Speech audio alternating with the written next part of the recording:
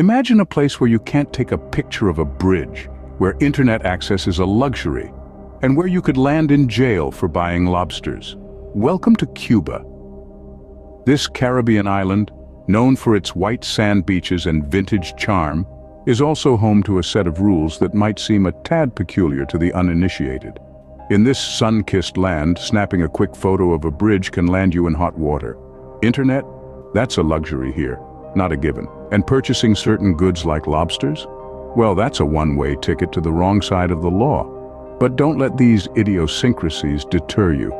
Beneath the surface lies a treasure trove of culture, history, and experiences waiting to be discovered.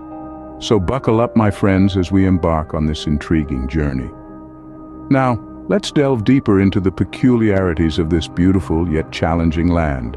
In Cuba, capturing memories isn't as simple as clicking a button. The country's vibrant streets, sun-kissed beaches, and vintage cars may be a photographer's dream, but there's a catch. A complex web of rules governs what you can and cannot photograph, and straying from these guidelines can land you in hot water fast. Now you might be wondering, what's off limits? Well, it's a surprisingly extensive list. Government buildings, military zones, and bridges are just a few of the subjects that are strictly off the table. And we're not just talking about high-security areas either. Even a harmless snapshot of a post office or a seemingly insignificant bridge can earn you a stern reprimand or worse. Why such strict rules, you ask? Well, the reasons are as complex as the rules themselves. For a start, Cuba is a country that values its privacy and security. This is particularly true when it comes to government and military locations. These places are considered vital to national security, and photographing them is seen as a potential threat. But it's not just about security, there's also a cultural aspect to consider. In Cuba, respect for personal and communal spaces is deeply ingrained. This means that even seemingly public places like bridges can be viewed as private, personal spaces. The penalties for breaking these rules can be severe. We're not just talking about a slap on the wrist or a stern talking to. In some cases, you could be looking at hefty fines or even a prison sentence. Yes, you heard that right. In Cuba, taking the wrong photo could land you behind bars. So if you're planning a trip to this fascinating country, be sure to keep your camera in check. Remember, when in Cuba, it's always better to ask for permission than to beg for forgiveness. It seems like in Cuba, a picture is not just worth 1,000 words, but also a potential prison sentence. In today's digital age, imagine a place where the internet is a luxury, not a right. Welcome to Cuba, a land where the digital revolution seems to have barely made a dent. Here, the internet isn't as readily available as in most parts of the world. It's a scarce commodity, a precious resource. Not only is it limited, but it comes with a hefty price tag. For many Cubans, the cost of internet access is simply too exorbitant to afford, given the average monthly salary. This isn't just an issue of affordability, there's also the matter of control. The Cuban government holds a tight grip on the country's internet, controlling who gets access, when, and to what extent. It's a way of maintaining order, some might say, but it also means that information flow is heavily regulated, monitored, and often restricted. For the locals, this creates a unique set of challenges. Many are left in a digital darkness, unable to connect with the world beyond Cuba's shores. It's a stark contrast to the global ubiquity of the internet we're so accustomed to. And for tourists, well, the internet impasse presents its own set of hurdles. You might find yourself yearning for a quick scroll through your social feeds, only to be met with a loading screen. Or perhaps you'll need to send an urgent email, but the nearest Wi-Fi hotspot is miles away. Even when you do find a connection, it's likely to be slow and unstable, far from the high-speed internet many of us take for granted. But here's the thing, this digital disconnect can also be a blessing in disguise. It forces you to step away from the screen, to immerse yourself in the vibrant culture, the stunning landscapes, and the warm-hearted people of Cuba. It's a reminder of life before the digital era, a breath of fresh pre-dot-com air.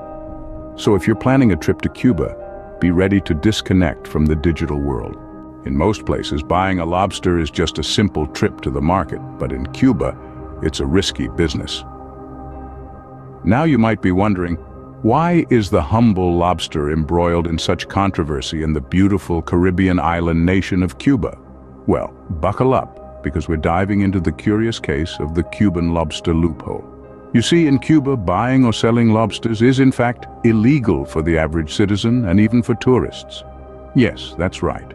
That succulent lobster dish that you've been dreaming about for your Caribbean getaway might just land you in a soup of trouble. But why, you may ask?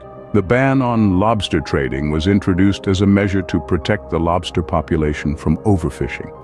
Lobsters are a valuable export for Cuba, and unrestricted fishing could deplete their numbers, threatening not just the local ecosystem but also a significant source of the country's revenue. Quite a noble cause, isn't it? However, this rule has given birth to a thriving black market for lobsters.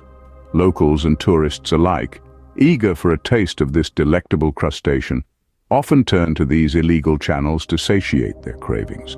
But beware, the penalties for breaking this rule are no joke. Fines are hefty, and repeated offenses could even lead to jail time. And here's where the loophole comes in. While it's illegal to buy or sell lobsters, it's not illegal to eat them. So if you were to somehow stumble upon a lobster, say washed up on the beach, you could cook it up and enjoy a guilt-free feast.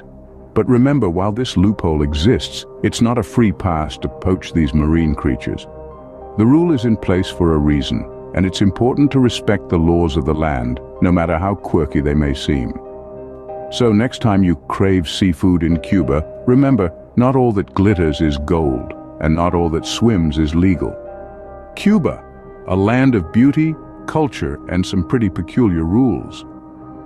As we wind down this journey into the heart of Cuba's unique character, let's take a moment to recap the oddities we've encountered along the way. The forbidden photography, the internet impasse, and the lobster loophole. Each of these quirks paints a picture of a country that's as intriguing as it is perplexing. When it comes to photography, remember that some places and people are off limits. Don't let the thrill of capturing that perfect shot land you in hot water. Be respectful, ask for permission, and steer clear of military areas and other sensitive locations. There's plenty of beauty to capture in Cuba without crossing any boundaries. Next up, the internet impasse. In a world where we're used to being constantly connected, Cuba's limited internet access can feel like a step back in time. But don't despair. Embrace the digital detox and enjoy the vibrant real world around you. If you absolutely need to get online, hunt down one of the Wi-Fi hotspots scattered around the country. Just remember to purchase your internet access card beforehand. Then we have the lobster loophole. Yes, it's tempting to indulge in this seafood delicacy, but remember that it's illegal for locals to serve lobster to tourists. It's a peculiar rule, but one that could land both you and your host in trouble. Opt for other delicious local dishes instead. Your taste buds won't be disappointed, and you'll be playing by the rules. Planning a trip to Cuba is like stepping into a different world, where the rules we're used to don't always apply. But with a little preparation and a lot of patience, you can navigate these quirks and enjoy everything this vibrant country has to offer. So here are some general tips. Do your research before you go. Understand the laws and cultural norms. Be respectful. This isn't just about avoiding trouble. It's about showing respect for the people and the culture you're visiting. Plan for the unexpected. With its unique set of rules, Cuba can throw you a curveball or two. Be flexible, keep your sense of humor, and remember that it's all part of the adventure. In the end, it's about more than just surviving Cuba's quirks. It's about embracing them, learning from them, and letting them enrich your travel experience. Because that's what travel is all about, isn't it? Stepping out of your comfort zone, immersing yourself in a different culture, and coming away with a new perspective. In Cuba, it's not just about the sun, the sand, and the salsa, but also about survival in the face of some seriously strange rules. So tread carefully and remember, when in Cuba, do as the Cubans do.